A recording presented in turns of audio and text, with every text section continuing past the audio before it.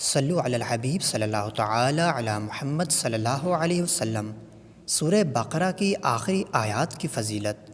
وظیفہ التاریہ۔ شیخ طریقت امیر اہل سنت مولانا الیاس ستار قادری دامت برکاتہم العالیہ فرماتے ہیں، حضور اکرم صلی اللہ علیہ وسلم نے ارشاد فرمایا، جس گھر میں ان 2 آیتوں کو پڑھا جائے گا شیطان 3 دن تک اس کے قریب نہ آئے گا۔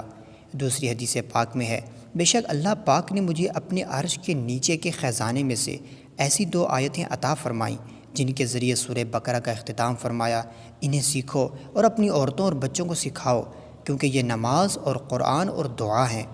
نبی اکرم صلی اللہ علیہ وسلم نے فرمایا، جو شخص سورہ بقرہ کی آخری 2 آیتیں رات میں پڑھے گا تو وہ اسے کفایت کریں گی، یعنی دکھ، درد، آفات، بلیات، پریشانیوں سے حفاظت کے ساتھ وہ رات گزار پائے گا۔